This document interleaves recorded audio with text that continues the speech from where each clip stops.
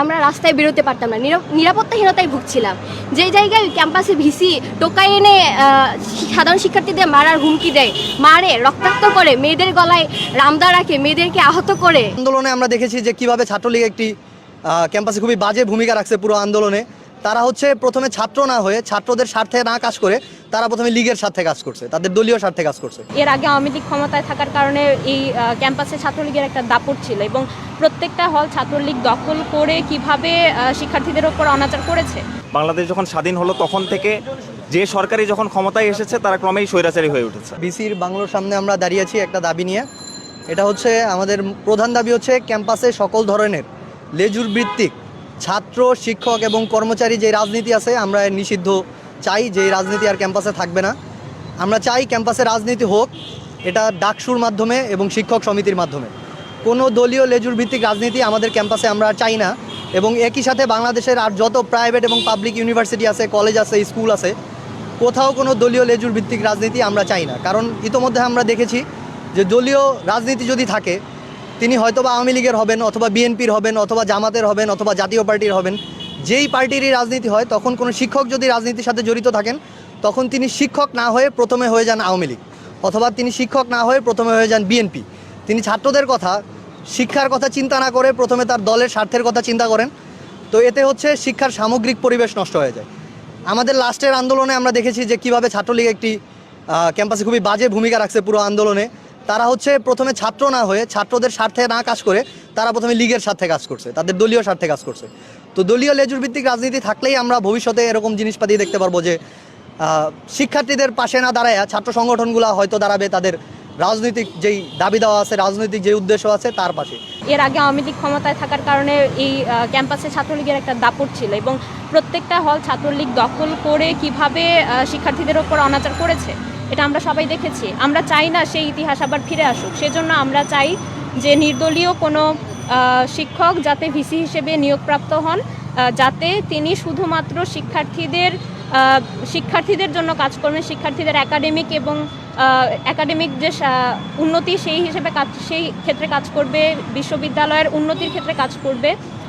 আমরা এই ধরনের একজন ভিসি হিসেবে চাই। আমরা বিগত বছরগুলিতে দেখেছি যে দলীয় পদধারী থেকে বা দলীয় চরমপন্থী ওই ধরনের লোকদেরকে ভিসি বা প্রশাসনের ক্ষেত্রে নিয়োগ দেওয়া হয়।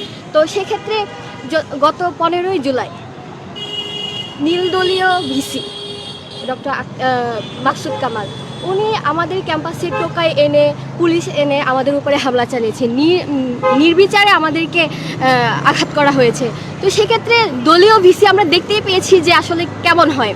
তো এই ক্ষেত্রে এখন যেহেতু ভিসি পদত্যাগ করেছে, নতুন ভিসি নিয়োগ হবে, আমরা আমাদের ক্যাম্পাসে, ঢাবি ক্যাম্পাসে কোনো ধরনের চরমপন্থী দলীয় পদধারী কোনো ধরনের ভিসি চাই না। আমরা শিক্ষার্থী বান্ধব, নির্দলীয় এবং শিক্ষার্থীদের কল্যাণে, বিশ্ববিদ্যালয়ের কল্যাণে একজন যোগ্যতা সম্পন্ন ভিসি চাই। আমরা রাস্তায় বেরোতে পারতাম না, নিরাপত্তাহীনতায় ভুগছিলাম। যেই জায়গায় ক্যাম্পাসে ভিসি টোকাই এনে সাধারণ শিক্ষার্থীদের মারার হুমকি দেয়, মারে, রক্তাক্ত করে, মেয়েদের গলায় রামদা রাখে, মেয়েদেরকে আহত করে। আমাদের অতীত অভিজ্ঞতা এবং ইতিহাসের ভিত্তিতে 1971 সালে মুক্তিযুদ্ধের পর থেকে বাংলাদেশ যখন স্বাধীন হলো তখন থেকে যে সরকারি যখন ক্ষমতায় এসেছে তারা ক্রমেই স্বৈরাচারী হয়ে উঠেছে। এই স্বৈরাচারী সরকারগুলো তাদের নিজেদের দলীয় লোকজন বিভিন্ন পোস্টে রেখে বিশ্ববিদ্যালয় সহ দেশের যাবতীয় প্রতিষ্ঠানকে একদম আপাদমস্তক ধ্বংস করার কাজে একে অপরের থেকে বারবার এগিয়ে যাওয়ার চেষ্টায় লিপ্ত ছিল। তো সেই হিসাবে আমরা দেখছি যে বিশ্ববিদ্যালয়গুলো এর ব্যতিক্রম না। আপনি যদি একটি জাতিকে গঠন করতে চান, একটি রাষ্ট্রকে গঠন করতে চান, প্রথমে আপনার সমাজ গঠন করতে হয়। আর সমাজ গঠনের কাজটা সাধারণত করে বিশ্ববিদ্যালয় জ্ঞান উৎপাদনের মাধ্যমে, সমাজ গঠনের মাধ্যমে রাষ্ট্রকে বিনির্মাণ করে।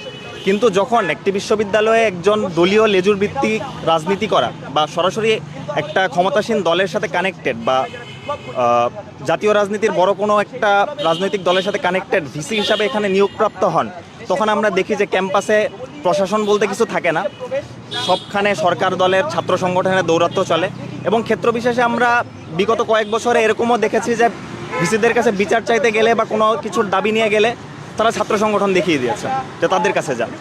আমাদের এই অতীতের অভিজ্ঞতা থেকে আমরা যেটা বলতে পারি যে একজন দলীয় ভিসি যদি নিয়োগপ্রাপ্ত হন তাহলে তিনি কখনোই ছাত্রদের, সাধারণ শিক্ষার্থীদের স্বার্থকে সবার ঊর্ধ্বে রেখে তিনি কখনো কাজ করতে পারেন না। তিনি তার রাজনৈতিক যে উচ্চাভিলাষ আছে এবং অর্থনৈতিক সুবিধা লাভের যে উচ্চাভিলাষ আছে সেটাকে চরিতার্থ করার জন্য ছাত্রদের উপর ক্রমান্বয়ে দমন নিপীড়ন চালাতে থাকেন।